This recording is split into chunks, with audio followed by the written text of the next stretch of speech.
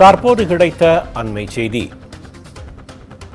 நடிகை சீமான் மீது அளித்த புகாரின் பேரில் தமிழர் முன்னேற்றப் படை தலைவர் வீரலட்சுமியை விசாரணைக்காக வளசரவாக்கம் போலீசார் அழைத்துள்ளனர். அழைக்கும் போது விசாரணைக்கு ஆஜராக வேண்டும் எனவும் அவருக்கு கூறியுள்ளனர். சீமான் மீது நடிகை அளித்த புகாரின் பேரில் தமிழர் முன்னேற்றப் படை தலைவர் வீரலட்சுமியை விசாரணைக்கு ஆஜராக வேண்டும் என்றும் வளசரவாக்கம் போலீசார் தெரிவித்துள்ளனர்.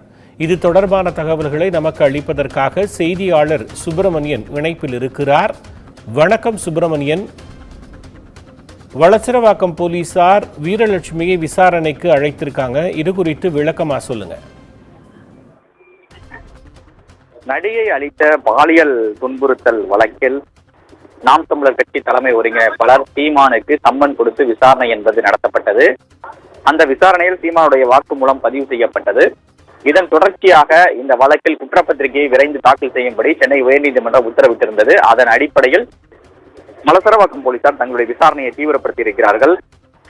விஜயலட்சுமி ஏற்கனவே கடந்த 2023ஆம் ஆண்டு பெங்களூரிலிருந்து சென்னை வந்திருந்த போது இந்த வழக்கு விசாரணை அப்போது தீவிரப்படுத்தப்பட்டிருந்தது. விஜயலட்சுமிக்கு அந்த 2023ஆம் ஆண்டு தங்குவதற்கு அடைக்கலம் கொடுத்ததாக வீரலட்சுமி அடைக்கலம் கொடுத்திருந்தார். அப்போது வீரலட்சுமி தான் சென்னை காவல் ஆணையர் அலுவலகத்தில் விஜயலட்சுமி புகார் அளிப்பதற்கான பல்வேறு ஏற்பாடுகளை செய்து கொடுத்ததாக தகவல்கள் வெளியாகி இருக்கிறது. தற்போது நீதிமன்ற உத்தரவின் அடிப்படையில் விசாரணை தீவிரப்படுத்தப்படக்கூடிய சூழ்நிலையில் தமிழர் முன்னேற்ற படையுடைய தலைவர் வீரலட்சுமியை விசாரணைக்கு வளசரவாக்கம் போலீசார் அழைத்திருக்கிறார்கள். சம்மன் கொடுக்கப்படவில்லை. ஆனால் தொலைபேசி வாயிலாக அழைத்து விசாரணைக்கு வர வேண்டும் என்று போலீசார் தரப்பில் தெரிவிக்கப்பட்டிருக்கிறது. என்றைக்கு விசாரணைக்கு வர வேண்டும் என்ற தகவலை போலீசார் இதுவரை உறுதிப்படுத்தவில்லை. விசாரணைக்கு அழைத்திருப்பதாக தகவல் மட்டும் தற்போது வெளியாகி இருக்கிறது. தங்களின் தகவல்களுக்கு நன்றி சுப்பிரமணியன்.